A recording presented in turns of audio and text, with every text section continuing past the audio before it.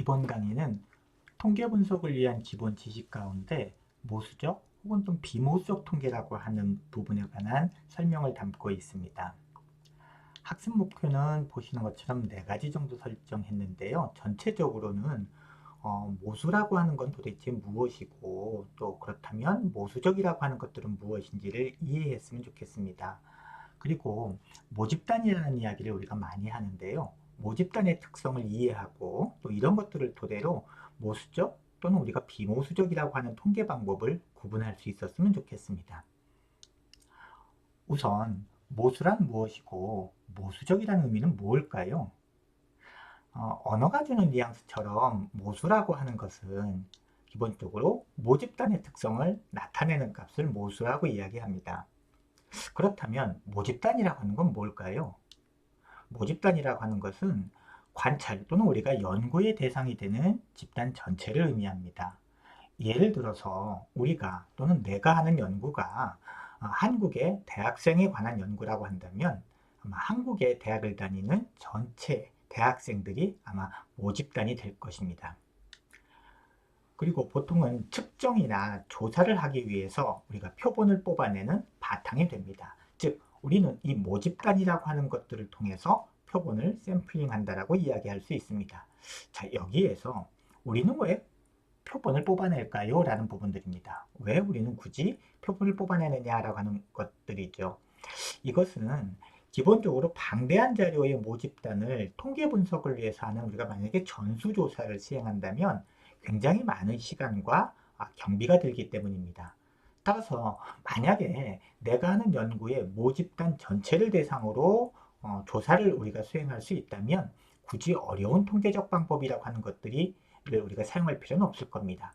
대표적으로 모집단이라고 하는 것에서 나온 그런 집단 간의 숫자, 이를 대표하는 값들을 드러내고 이 값들이 큰 건 크다, 작은 건 작다, 또는 이 집단 안에 값의 분포가 어떻다, 이런 정도만 나타내도 충분하다고 볼 수 있습니다. 그러나 지금 여기서 보는 바와 같이 굉장히 방대한 모집단을 전수조사한다는 것은 시간과 경비에 많은 문제가 있습니다. 따라서 우리는 이런 모집단을 대표할 것 같은 표본을 뽑아내서 또는 샘플링해서 그러한 값들을 토대로 모집단은 이러할 것이다 라고 우리가 예측 또는 추론하는 것이죠. 여기서 이 표본이라고 하는 것, 이것들을 우리가 다른 말로 통계적 모집단이라고 이야기하기도 합니다. 참고로 통계량이라는 이야기를 우리가 자주 사용하는데요. 이 통계량이라고 하는 것은 표본을 나타내는 수치입니다. 그래서 모집단의 모수를 우리가 추정해야 되잖아요. 그러니까 추정하기 위해서 표본에서 계산한 추정량의 값을 우리가 통계량이라고 이야기합니다. 그러면 앞서서 우리는 모수를 모집단의 특성을 나타내는 값이라고 이야기했는데요. 그러면 모집단의 특성을 나타내는 값에는 어떠한 것들이 있을까요? 라는 것들입니다. 우리가 어떤 하나의 집단, 어떤 하나의 모임, 어떤 그 데이터들이 가지고 있는 이 데이터는 또는 이 집단은 어떤 특성이 있다라고 할 때 우리가 주로 어떤 것들을 사용할까요? 라는 것들입니다. 그렇죠. 보통 중심 경향이라고 하는 것들, 우리가 평균이나 중앙값 또는 최빈값으로 대표되는 중심 경향, 그리고 이 값들이 나타내는 것이 얼마나 흩어져 있느냐, 즉 이 집단은 굉장히 동질적이냐 아니면 이질적이냐라고 하는 것들을 보기 위해서 우리가 3포의 정도를 보기도 합니다. 그래서 분산, 표준 편차 또는 표준 오차, 범위라고 하는 것들이 3포의 정도를 나타내는 대표적인 값이라고 할 수 있습니다. 그 외에도 분포의 형태가 모집단의 특성을 나타내는 값입니다. 즉, 이 집단이 가지고 있는 이 특성들은 어느 쪽으로 쏠려 있을까? 그래서 보통 우리가 외도나 첨도 또는 백분위수라고 하는 값을 통해서 이 모집단이 가지고 있는 특성을 나타냅니다. 자, 그렇다면 모수적이라고 하는 것들은 무엇일까요? 라는 것들입니다. 일반적으로 우리가 이 적이라고 하는 단어를 사용할 때는 이 적의 의미는 어떠한 것의 성격을 띠는 또는 그에 관계된 이라는 의미를 갖고 있다고 합니다. 따라서 모수적이라고 한다면 바로 모수의 성격을 띠는, 즉 모수에 관계된 이라는 뜻입니다. 즉 모수적 통계라고 하는 이야기는 우리가 다루는 데이터가 즉 통계적 모집 단위 또는 표본이라고 하는 것이 내가 연구하고자 하는 어떤 대상들의 전체를 아마 그 성격을 대표하는 것이다 또는 그것과 관계된 것이다 라는 것들을 의미하죠. 이 이유는 아까 얘기한 것처럼 우리가 방대한 자리의 모집단을 전수조사하기에는 시간과 경비적인 문제가 있기 때문에요. 이것들을 대표하는, 즉 그 모집단의 성격을 띠는 또 모수와 관련된 표본이라고 하는 것, 즉 통계적 모집단이라고 하는 것들을 통해서 우리가 통계 분석을 모수라고 하는 즉 모집단을 예측하게 됩니다. 자, 그렇다면 모수적 통계 방법이라고 하는 것들은 무엇일까요? 라고 하는 것들입니다. 보통은 모집단의 확률 분포를 엄격히 가정하고 있고요. 표본이겠죠. 우리가 연구하려고 하는. 그리고 모집단에서 추출된 자료의 표본의 자료가 등간 척도 혹은 비율 척도로 측정되어야 됩니다. 그리고 그래서 이런 것들을 토대로 모수에 관한 통계적 추론을 다루는 통계 방법을 우리가 모수적 통계 방법이라고 이야기를 합니다.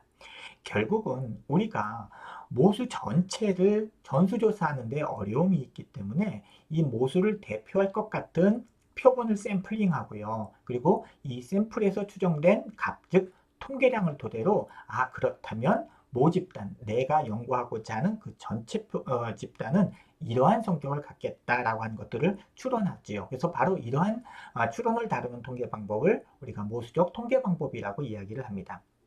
그렇다면 이러한 모수적 통계 방법을 하기 위해서 기본적으로 요구되는 즉 이 표본은 어떠한 특성을 가지고 있어야 될까요? 라는 것들입니다.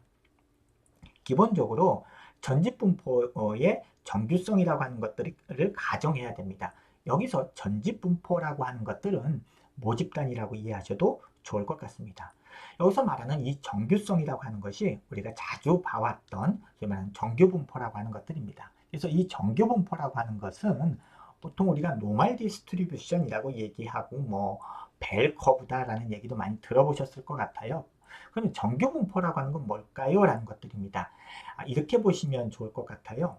어떠한 특정 값의 출현 비율, 즉 이 특정 값이 키일 수도 있고 어떤 특정 교과목의 성적일 수도 있습니다. 그러면 키가 160cm인 사람은 몇 퍼센트일까? 이런 식의 거죠. 그래서 어떠한 특정 값의 출현 비율을 우리가 X축, Y축, 즉 X축의 특정 값을 놓고 이러한 어떤 X축에 있는 특정 값이 나타날 확률이 어떻게 될까, 어느 정도 될까를 Y축에다가 놓고 이렇게 그림을 그렸을 때 이 그림의 형태가 중심, 즉 평균값을 기준으로 해서 종 모양이 되고요. 그것이 또 평균값을 중심으로 좌우 대칭되는 형태를 가지는 것, 이걸 우리가 정규분포 노멀 디스트리뷰션이라고 부릅니다. 보시면 이와 같은 형태를 일반적으로 가지고 있습니다. 그래서 보시는 처럼 X축의 특정 값, 예를 들면 아까 얘기했던 키일 수도 있고요. 사람의 키일 수도 있고 또는 어떤 특정 과목의 성적일 수도 있겠네요. 그리고 Y축에는 그러한 각각의 값들, 키면 140cm 또는 150cm, 160cm, 170, 180 이렇게 각각, 또는 성적이면 몇 점, 이러한 특정 각각의 값들이 전체적으로 몇 퍼센트 나타날 거, 출현 비율은 뭘까, 이렇게 그림을 그렸을 때 화면에 보시는 것들처럼 평균값을 중심으로 종의 모양으로 좌우 대칭되는 형태를 우리가 정규분포를 갖는다라고 이야기를 합니다. 이 정규분포 가운데요, 표준 정규분포라고 하는 것이 있는데, 이 표준 정규분포는 평균이 0이고 그 다음에 표준 편차가 1인 분포, 즉 우리가 다르게 얘기하면 지분포라고도 부릅니다. 이런 것을 우리가 표준 정규분포라고 합니다. 굳이 표준 정규분포라고 하는 것들을 보는 이유가 뭘까요? 그것은 우리가 비교하고자 하는 여러 값들의 평균값이 다양할 수 있겠지요. 예를 들자면 국어 과목의 평균 점수와 또는 수학 과목의 평균 점수는 다를 수 있을 겁니다. 이럴 경우에 이 두 개의 과목들을 비교할 때, 이 특성을 비교할 때는 뭔가 기준점이 필요하지 않을까요? 그래서 우리가 보통 이런 때 사용하기 위해서 표준정규분포, 지분포라고 하는 것들을 사용합니다. 대표적으로 저도 자주 이용하는 것 가운데 하나인데요. 보시는 바와 같이 평균이 0이고요. 그 다음에 이 표준 편차가 1인, 요 것들을 보통 우리가 표준 정규분포 곡선이다라고 이야기합니다. 일반적으로 1표준 편차 2표준 편차, 3표준 편차 이렇게 떨어져 있죠. 그래서 0을 중심으로 각각 1표준 편차, 2표준 편차, 3표준 편차 있습니다. 앞에 보시면 보통 평균을 중심으로 해서 1표준 편차에 대략 34.13이나 뭐 34.13이니까 이거 두 개를 합해 보면 아마 거의 한 69% 정도 될 것 같아요. 그쵸? 그리고 69점, 뭐 소수점 뭐 뒤에 이렇게 나올 것 같습니다. 그리고 이 표준 편차를 합해 보면 대략 뭐 한 95%, 97%, 뭐그 정도의 퍼센티지를 나타냅니다. 그래서 우리가 보통 유의 수준이다라고 하는 것들 많이 쓰죠. 그래서 우리가 보통 점 05이다 뭐 이런 이야기들 많이 하는데요. 이럴 경우에 보통 우리가 전체적으로 살펴본다면 일반적으로는 우리가 다루는 것들이 1표준 편차 안에 있을 거냐 아니면 2표준 편차 안에 있을 거냐라는 것들인데요. 많은 경우가 바로 이런 2표준 편차 안에 있는 경우들을 얘기합니다. 3표준 편차는 굉장히 빈약하죠. 2% 안에 들어간다는 것들입니다. 그래서 한번 참고로 보시기 바랍니다. 자, 그리고 또 한 가지 모수적 통계 방법이라고 하는 것에 있어서요. 가지고 있는 특성이 별량의 동질성입니다. 특히 이 집단 내 별량의 동질성을 가지고 있어야 된다는 특징이 있는데요. 이 별량이라고 하는 것은 두 가지로 나눌 수 있습니다. 그래서 보통은 집단 내 별량이라고 하는 것들과 집단 간 별량이라고 하는 것들이 있습니다. 그 집단 내 별량이라고 하는 것은요. 어떤 하나의 이제 표본 집단이 있을 거 아니에요. 예를 들자면 남자 집단, 또는 여자 집단 이렇게 있을 겁니다. 각각의 표본 집단 내에서 개별 관찰값들이 이제 각각 표본 집단의 평균을 중심으로 어느 정도 떨어져 있을까라고 하는 것들을 얘기합니다. 앞에서 설명한 걸로 놓고 본다면 남자 집단에 속해 있는 홍길동이라고 하는 사람은 이 남자 집단이 가지고 있는 키 평균으로부터 어느 정도 떨어져 있는가를 나타냅니다. 그래서 보통 우리가 이 집단 내 별량을 오차 별량이라고도 부르는데요. 여기서 이야기하는 오차라고 하는 것이요. 잘못되었다라는 뜻이 아니라 우리가 설명할 수 없다라는 것으로 우리가 이해하는 것이 좋습니다. 그렇다면 집단 간 별량이라고 하는 것은 독립변수에 의해서 나누어진 각 집단의 평균이 전체 표본 평균의 중심으로부터 얼마나 떨어져 있는가를 나타내는 겁니다. 예를 들자면 우리가 남자 집단과 여자 집단이 있을 겁니다. 남자 집단에 속해 있는 홍길동이가 남자 집단의 키의 평균으로부터 얼마나 떨어져 있느냐라고 하는 건 집단 내 별량입니다. 그런데요, 예를 들자면 남자 집단과 여자 집단의 전체적인 키의 평균이 있을 건데요. 이 전체적인 키의 평균으로부터 여자 집단의 평균은 얼마나 떨어져 있을까? 이제 이렇게 나타내는 것들을 우리가 보통 집단 간 별량이라고 부르고요. 또 다른 말로 설명 별량이라고도 이야기를 합니다.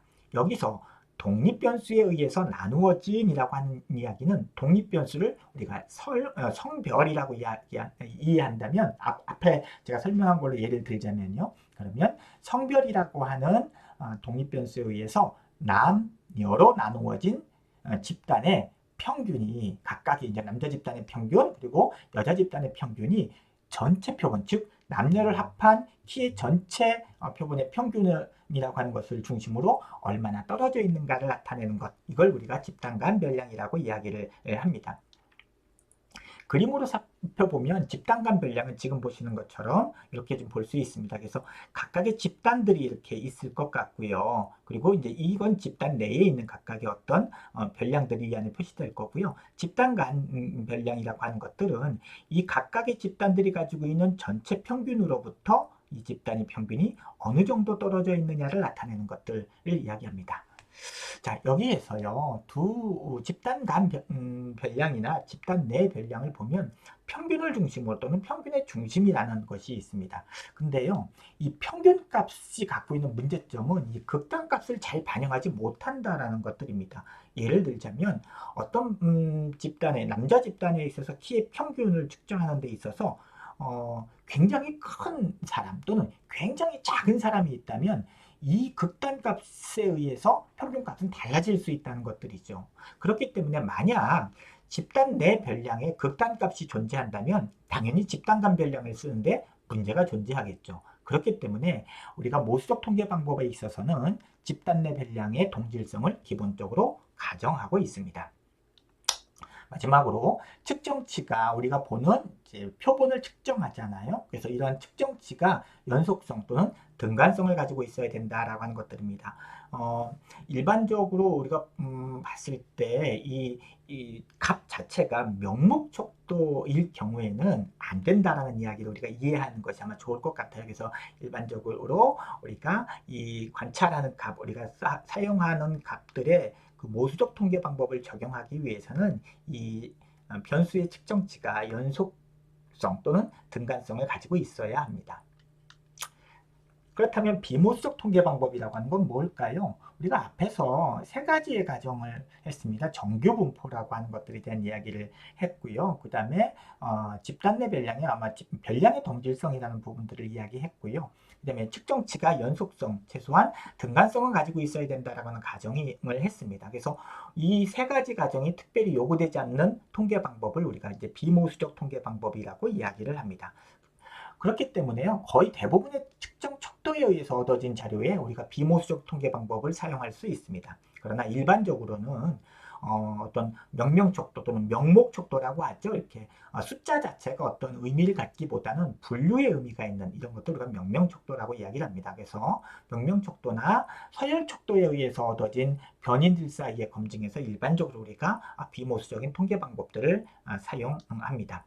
따라서 비모수적인 방법이라고 하는 것은요, 정규성 검정에 있어서 내 데이터가, 내가 연구하고자 하는 이 데이터가 정규 분포를 따르지 않는다라고 우리가 증명되었거나 혹은 표본의 개수가 10개 미만일 때 사용하는 방법이다라고 일반적으로 우리가 이야기하고 있습니다. 앞에서 얘기하는 정규 분포를 따르지 않는다, 그건 이해가 되는데 왜 하필 표본의 개수가 10개 미만일 때 우리가 비모수적인 통계 방법을 쓰느냐라고 하는 것들입니다. 이 부분과 관련돼서는 아주 구체적이거나 또는 뭐 체계적인 어떤 이런 연구 결과가 있는 것은 아닙니다. 관련돼서 살펴봤더니요, 보통 우리가 일반적으로 모수 통계 방법에서 사용하고 있는 T 검정 같은 경우에는요, 일반적으로 이제 원 샘플 T 테스트 같은 경우에는 그래도 한 20개 이상의 샘플이 통계학적으로 필요하다고 이야기를 하고 있고요. 그 다음에 투 샘플 T 테스트 같은 경우에는 그러니까 집단 간 차이 검정을 하는 경우죠. 이제 이런 경우에는 보통 우리가 각각의 집단 간 최소한 15개 이상의 관찰치가 존재해야 된다라고 이야기를 합니다. 그리고 이제 분산 분석 같은 경우에는 지금 보시는 그 표를 좀 참고하시면 될 것 같습니다. 그래서 일반적으로 표본의 개수가 10개 미만일 경우에는 비모수적인 통계 방법을 사용하고 있습니다. 지금 여기에 보이는 이 자료의 출처는 표기한 것과 같습니다. 자, 그러면 대표적인 모수적 또는 비모수적 통계 방법에는 어떠한 것들이 있을까요? 라는 것들입니다. 우리가 많이 아는 것처럼 모수적 통계 방법에는 이제 차이 검증에서 많이 쓰고 있는 뭐 T 검증이나 또는 변량 분석 또는 뭐 피어슨 정률 상관관계나 또는 단순 선형회귀 분석 등이 대표적인 모수적 통계 방법에 해당합니다. 그에 반해서 비모수적 통계 방법이라고 하는 것은 카이스퀘어 검증 방법이나 또는 맨 위트니 U 테스트 같은 것들, 그리고 스피어만의 순위차 상관계수 방법들, 그 다음에 캔달의 또는 순위 상관계수, 이런 것들이 대표적인 비모수적 통계 방법에 해당됩니다. 어, 그러면 참고하라고 한번 그림을 하나 넣어두었는데요. 일반적으로 우리가 모수 통계에서 썼던 방법을 그러면 비모수적 방법에서는 어떤 것들을 쓸 수 있느냐라는 것들인데요. 원 샘플 T 테스트 같은 경우에 이제 이거 대표적인 이제 우리가 모수 통계 방법이잖아요. 그래서 이것들을 비모수로 할 때는 뭐그 원샘플 사인이나 또는 원샘플 윌콕슨이라는 방법을 사용하고 있고요. 투샘플 T 테스트 같은 경우에는 맨 위트니 테스트 같은 방법들을 사용하고 있습니다. 그래서 관련돼서 제시했으니까요, 참고하시기 바랍니다. 본 강의는 다음과 같은 자료를 토대로 내용을 참고해서 내용을 구성했습니다. 오늘 내용은 여기까지입니다. 감사합니다.